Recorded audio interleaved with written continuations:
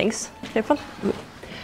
Okay, so I'm going to present this joint work with Marius Krum, Philippe Alaguerin, and Czeslaw Bruckner, which is on more on the indefinite causal order side of things here. So I'm not going to talk about space-time unless in the context of motivation. I want to start by briefly specifying what quantum processes are and reintroduce the notion of causal reference frames, which are not the same as quantum reference frames. This is a kind of a name confusion, but this came about first and is in the context of process matrices. Then I'm gonna briefly talk about the Page-Wootters formulation of quantum circuits, and finally going to tell you about what we did in the paper and what we call non-causal Page-Wootters circuits. Right, so the process matrix formalism is about so-called quantum processes which are generalized higher order quantum maps. So they take quantum operations as input and give another quantum operation back. And the interesting feature about those is that they are potentially what we call non-causal, meaning that they are incompatible with a definite global order of the operations they take as inputs. So if you want to talk spacetime, you can say there is no notion of a well-defined global time. Specifically, we were looking at pure processes because those are the ones that are believed to be physically relevant. And the pure process G, which takes as input these operations, is a unitary whenever the operations are unitary. And they are physically interesting because they reversibly map a global causal past to a global causal future, which was shown in this paper here. So, suggestive picture, if you think that these operations are performed by these little agents inside their sealed laboratories, at the beginning of everything that's described by this process, there is a well-defined notion of time that passes for all the agents involved, and some global input state psi. Then there is some weird stuff happening in between where you cannot define this global time. But at the end of the day, they all come out again, time passes equally for all the agents, and this map G, which is, again, a function of all the operations that these guys have performed, has been applied to this global input state. If I now want to talk about a perspective of one of those agents inside such a process, I want to look at something like this. So I imagine that inside this laboratory, there is a well-defined notion of a local time for this agent. So he or she can tell how time passes for inside her lab, and that at some point she will have to apply the operation, which we then consider as her plugging in her unitary into this generalized box that describes the process and is a function of the operations of all the other agents. Right. Then causal reference frames were introduced in this paper here. And they are basically the perspectives of these agents inside a process in a very general way. The key insight there was that you can decompose any pure quantum process as follows. So I'll do the two-party example. It, of course, generalizes to arbitrary many parties. So if I have a two-party process, I can write it like this, such that the one unitary I'm interested in here appears in the middle and nothing happens to the rest. And then there are two other unitaries, phi A that then depend on B, and a pi A of B, which are called the causal past and causal future of Alice. So since Alice appears in the middle, this is her causal reference frames. So she has a notion of when or that she applies her unitary at some point. And there are other unitaries that describe the happening around her. And this is, in general, since these quantum processes are formalized in terms of quantum info and circuits, these are perspectival circuits. So for Alice, this process looks like this. Her operation appears in the middle, and there is some past and some future for her perspective. And then I can do the same for Bob. So I can just write down another decomposition of this process where now Bob appears in the middle. and has, of course, again, a causal future and a causal past that now depends on Alice's operation. Which means that I have a different circuit here where Bob appears in the middle. And all that was required in this original paper was that at the end of the day, those two describe the same process in order to be compatible. Right, now, completely different subject, but we need it for what happens afterwards. The Page-Wootters formulation of circuits. The Page-Wootters formalism is well, a version of relational dynamics. So I have a constraint equation for the joint system of some clock and the system I'm actually interested in. And I say the physical states, these double cats here, are the ones that satisfy the constraint equation. And then what was the original motivation of this Page-Wootters thing is that they can show that I can recover time evolution in this static state via the correlations between the clock and the system. And this has also been formalized for quantum circuits. Well, for example, these papers here. So if I have a circuit like this, and I want to describe it in terms of a Page-Wootters state, what I do is I append a discrete clock that now performs a finite number of ticks, and such that whenever the clock ticks, one of the unitaries of the circuit is applied, and then I can write down a Hamiltonian, and then I see that my physical states look like this. So I have a normalization factor in front, and then I have this sum of all the possible clock states, and whenever the clock reads a certain value, I have here the state of the circuit up to this point. Good, now we wanted to do something similar, but not with one clock, but with multiple ones. Namely, we wanted one clock for each agent in order to account for their local time in this Page-Wootters picture. So now we have a state that lives on, well, the clock Hilbert space, the system Hilbert space, and we have some ancillas there for purification to be able to work in this pure setting. And this clock space now consists actually of many individual clocks. And then I get a physical state that, well, looks rather messy, but I have a sum over all the different clock values that start from 0 and range to some final time t indexed by the agent I'm looking at. And here, for every combination of clock readings, I have some conditional state on the system and the ancillas. What we then said, okay, now we want this state to describe well, potentially non-causal quantum processes, quantum process. So what should it look like? Okay, we wanted it to start out like this. So I have all the clocks initialized to 0, some global input state, and some reference state on all the ancillas.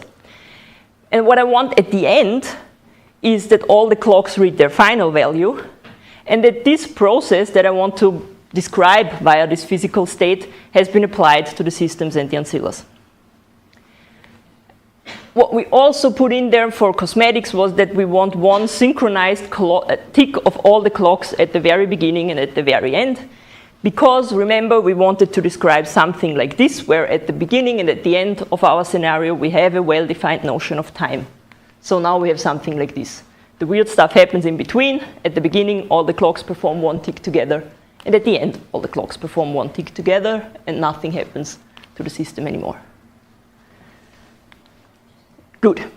Now, the nice thing about this Page-Wootters formulation is that you very naturally get a perspective by just projecting on the clock you're interested in. So if I now want to describe the perspective of agent X, I just project at a certain time. I project on that clock that is associated with agent X to read time Tx, and then I get this perspectival state. What I need to put in this normalization operator here for technical reasons, which is, well, a priori, it is just any operator that acts on anything but the clock, but we introduced additional physically meaningful axioms that would make sure we cannot do anything, like everything with these operators. They are just a generalization of renormalization factors. Then these perspectival states are unitarily related, and this Ux is basically the perspectival evolution that this agent sees inside the process. And what we also required is that there should be a well-defined, what we call time of action, Tx, where, inspired by the causal reference frame, where this agent applies his or her unitary and the rest evolves in some uncorrelated way. So we wanted to describe this picture, and now we are aiming for something like this. So we have now explicitly incorporated how time passes for the agent, and that this time is when she plugs in her operation, right? Good. So far so good. So we managed to do this and write down some interesting states, actually. And what we found in particular is that these perspectival states are somehow a refined notion of the causal reference frames, which we were kind of aiming for and managed to do. So it's basically causal reference frames with additional information how the time passes for each agent. What it was also nice is that you can already have some non-trivial perspectives for causal processes as well. And probably the most interesting part is that the fact that now the perspective has to all come from this one physical state introduces some constraint on what they can look like. In particular, there is this criterion that we call affine linearity that says that the perspectival unitaries for each agent can only consist of terms that are either linear or constant in all the operations applied by the agents, which is a pretty severe restriction and which will become relevant towards the very end again. Good. For example, we did something that we then termed the twin paradox circuit, suggestive name, nothing else. So we were looking at a causal process, a bipartite one that looks like this. So Alice acts first, then there is some joint evolution, and then Bob acts second. But now, so we have a circuit like this, but we wanted to capture a scenario where time passes differently for the two agents, just like in the twin paradox scenario. So for Alice, this circuit looks like this, but her clock ticks like that, and she has whatever time of action. The same for Bob, but for Bob, time passes faster. And you can do this by writing down this beast of a state. Never mind the details, but we have basically here this synchronized tick at the beginning and at the end. And then here we have terms where Bob's clock just ticks twice as fast as Alice. And for the individual ticks, the different parts of the circuit are implemented on the system. Now, the more interesting part appears if we go to non-causal processes. But well, there is this hand, never mind. So the simplest example is the quantum switch, which Časlav already briefly introduced. So we have a control, and depending on the value of the control, either A acts before B or B acts before A. Good news, you can relatively easily write this down. Again, never mind the details, but let me tell you what happens here in this state. So again, we have our synchronized ticks at the beginning and at the end. But then how we implement this process is as follows. So first we have this green, what we call a desynchronization step, where depending on the value of the control, we initiate different clock orderings. So if the control is 0, Alice's clock runs ahead of Bob's, and with 1 it's vice versa. In the middle we have this part where both agents apply their unitary operations. And then at the end we have this resynchronization step, which is basically the inverse of this, where depending on the value of the control, we slow the clocks down individually such that they at the end read the same value again, and then this process has been applied to the system. If you look at this state and then do the projection and write down the individual perspective, you get that Alice's perspective corresponds to this circuit, with her time of action being 4, and the same for, or very similarly for Bob, you get this type of circuit with the same time of action. And these circuits, these two perspectival circuits, are exactly the ones that were given as the causal reference frame decomposition of the quantum switch in this paper here. So all we have now is a more detailed description with information about how time passes for the two agents. What we also showed in the paper is that you can do this for any type of coherent control of causal order, by which we mean a general quantum process that looks like this. So I have a control system that runs over a finite range of values, k, and for every k, a different causal process, g tilde k, is implemented, and at least for 2 of them, the order is different. Then I have a non-causal process that is an example of coherent control. Well, it's super ugly, the general procedure we wrote down, but the important part is that it works exactly like the switch. So we start with a desynchronization step, where depending on the value of the control, we implement different orders. Then we have these application terms, where just each agent applies their unitary. And then we have a resynchronization step, which is the inverse of that. And then again, end up with all clocks reading the same time and the process having been implemented. Good. Now the bad news. Not all pure processes are coherent control of causal order. For example, this one, the Lugano process, is a pure non-causal process that is not coherent control of causal order, and that is also known to violate causal inequalities, which make it very interesting. So it's a tripartite process that looks like this. It doesn't matter too much. But it's basically the simplest pure process that is known to violate a causal inequality. And we tried to implement it, but couldn't. And one reason why we probably couldn't is that there is a problem with this affine linearity requirement that we got from the Page-Wootters formulation. Namely, if you look at the causal reference frame decomposition of this process, it's also given in the paper I previously mentioned, it looks like this. And as you can see here, these gates, so this is A's perspective, right? She's in the middle, and then there is a causal past and future depend on B and C. But these gates here are clearly not linear or constant in the operations of B and C. And it's the same for every permutation of the agents. So this perspectival circuit can definitely not appear as in the Page-Wootters formulation. However, the causal reference frame decompositions are not unique. So this, although we know this does not work, it is not a definite criterion that says that we cannot at all, under any circumstances, implement this process.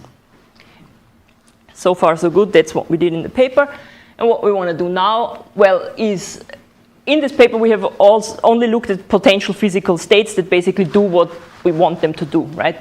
So now we want to look a bit more into the whole Page-Wootters stuff, write down the constraint equation, see how the changes between the perspectives should look like, and especially whether this suggests any further requirements. As I said, this affine linearity thing came out just of writing down the state and was pretty strong, right? So we hope to find more requirements there that rule out certain processes and then maybe allow us to give a definite answer regarding the Lugano process. Or if not, how can we implement the Lugano process? What do we need to do in order to write a Page-Wootters state for this one?